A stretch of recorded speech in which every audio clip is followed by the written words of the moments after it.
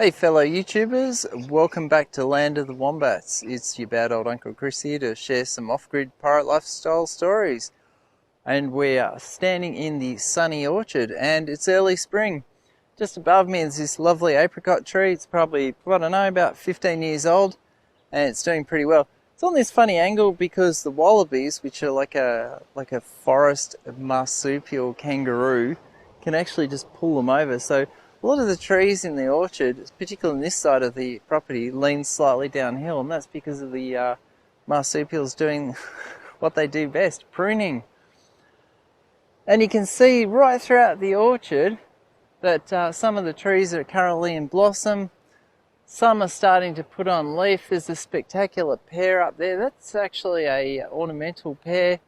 And then over near the set of stairs, there's a really lovely rootstock plant which we kind of left because it's just really pretty, and they serve to give feed to the pollinators. And one of the things when you're having an orchard is that you need insect pollinators to come and actually pollinate the fruit. So if you've got nothing for them to eat most of the year, they won't turn up. Or they will, or you might have to bring them in. However it works, best to have them around all year round. So we get a lot of native wasps, some native bees. The European honeybees are not looking so great this year, thanks to the idiots that brought varroa mite over to the country. Well done them. And yeah, I think we'll probably get some good fruit set. I'm looking at the fruit up here, or the flowers, and they've got tiny little green apricots in them, which you won't be able to see on the camera. You won't be able to see it. But yeah, they're ready to go, so we should get a good crop, touch wood, as long as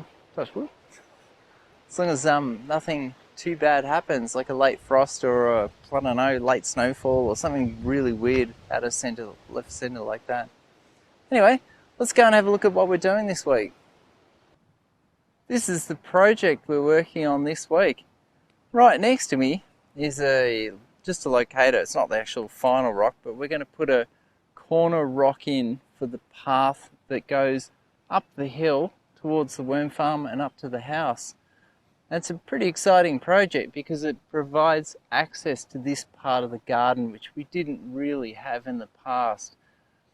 Now, up above me, we've planted a little Japanese maple garden, and those have gone in last week, and they were from self-seeded Japanese maples. Now those plants actually, they will flower and set seed here, and they will actually probably take over the entire mountain range if they had half a chance, and it'd be quite a pretty forest, I reckon.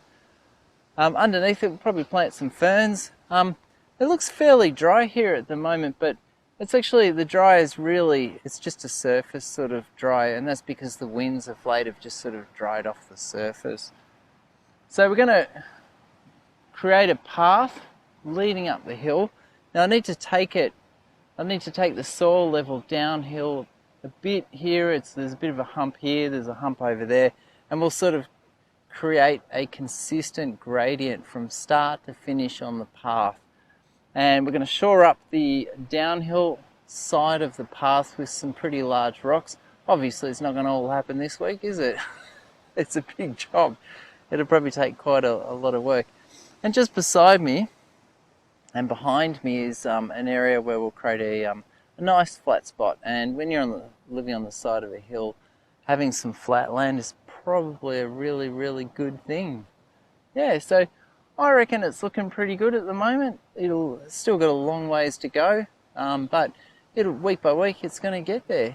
Yeah. So anyway, thanks very much for watching, and I'll see you all next week.